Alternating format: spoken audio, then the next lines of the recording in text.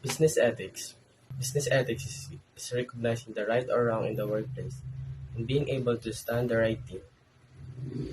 Business ethics is all about making good choices in the workplace.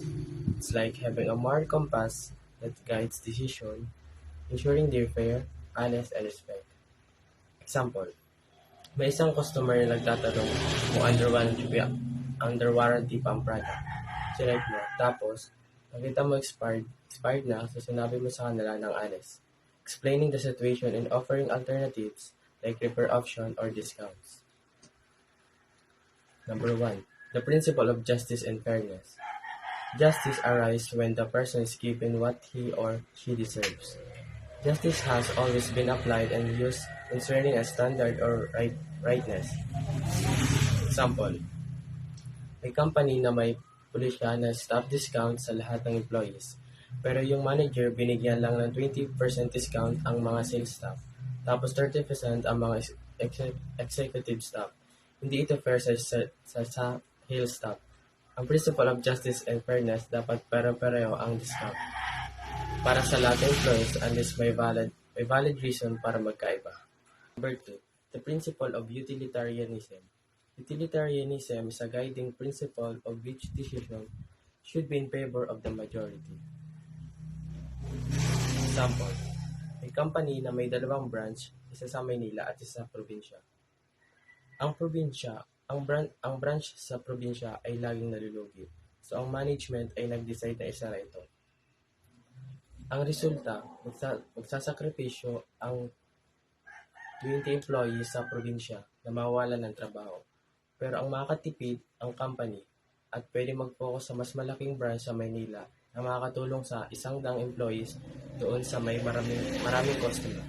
Number 3. Principle of deontology. This appreciate with the principle of obligation and duties.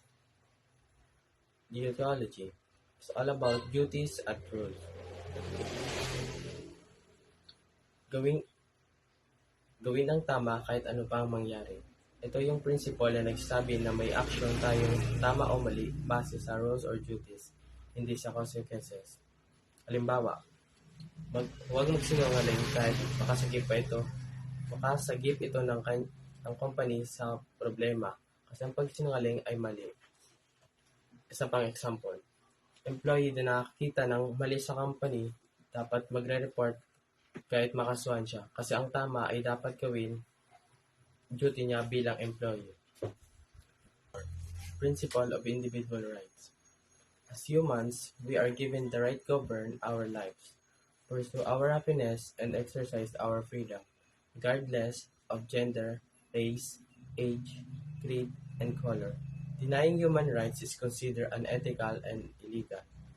Halimbawa, si Maria ay isang Muslim employee na nag-request na every Friday ay mag-pray. Respeto mo ang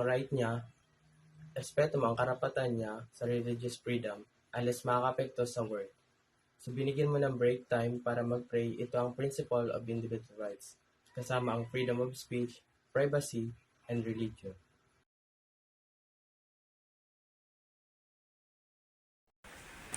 Common unethical business practice. These are actions that are legal but considered to be against the company, employees, and the general public. Using or taking someone else's property or belonging to both physical and intellectual property. This includes theft of physical item and infringement of intellectual property like copyright and trademark. Mga halimbawa, pagnanakaw ng mga gamit sa opisina at paggagamit ng logo ng ibang kumpanya ng walang pahintulot. Deceitful act. Action intended to mislead or deceive others. Mga halimbawa, pamimiki ng mga dokumento at panloloko sa isang kontrata at saka pagpapanggap ng ibang tao upang makakuha ng benepisyo. False information or exaggeration. It means spreading untrue or exaggerated information like fake news and false advertising. Mga halimbawa, pag-aanunsyo ng isang produkto na may mga maling benepisyo. pagpapakalat ng maling balita tungkol sa isang kompetensya. Hiding or divulging information. Reporting to work without declaring that you have a communicable disease. It means hiding information details or disclosing confidential information that could harm others. For example, hindi inalalabas na mayroon kang nakahawang sakit sa trabaho at inalalabas ang lihim na impormasyon ng kumpanya sa ibang tao. Corruption.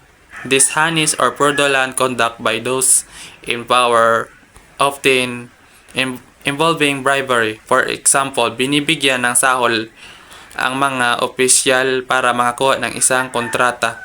Ginagamit ang position para sa pansariling pakinabangan. Providing false information, telling the customer the counterfeit product is original. This misrepresenting the truth about a product, service, or situation. For example, nagbebenta ng peking produkto bilang orihinal. Nagsisinungaling tungkol sa kalidad ng serbisyo. Inappropriate behavior. These actions that are unprofessional and disrespectful or offensive. For example, harassment in the workplace, discrimination based on gender, race, religion, and etc.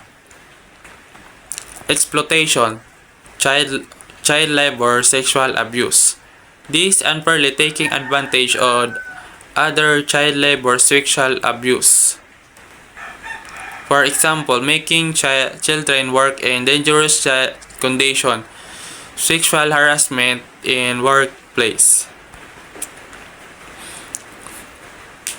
Unfair treatment of workers. This imposing excessive working hours or paying inadequate wage. For example, forcing employees to work overtime without compensation or paying less than minimum wage. Violating rules. Disregarding established laws, regulation, or company policies. Examples: ignoring environmental religion by dumping waste illegally. Ignoring immoral conduct or unethical behavior. It means turning a blind eye to unethical action without the company. For example, not reporting a colleague fraudulent activities. Examples of code of conduct for small and medium enterprises. So first is creating a culture of honest integrity and fairness. It means establishing an environment where ethical behavior is valued and expected. And the second is cultivating equality, ensuring fair treatment in recruitment, hiring, and promotion. And the third is commitment to a safe and healthy work environment. This principle emphasizes that a company should ensure the workplace is free from hazard that could harm employees. And the fourth is prohibiting any act of unfair competition. This means avoiding practices that give a company an unjust advantage over its competitors. So, good morning everyone. I will be discuss corporate social responsibility. So, what is the purpose of corporate social responsibility? So, to help the people in the community and to make the company's image better and to show that the company is responsible society. So, who benefits the corporate social responsibility? So, employees, society, businesses, and non-profit organizations. So, sa employees, so improve morale from working in a company with a good public image. And sa society, community development, reduce social burdens, and improve quality life. And sa businesses, stronger customer loyalty and positive brand image. So, sa non-profit organizations is support youth donations, scholarships, and services. And types of corporate social responsibility. So, philanthropic efforts, volunteerism, environmental leadership, and ethical labor practices, and economic responsibility. So, sa philanthropic efforts, companies donate money, goods, or services to help communities.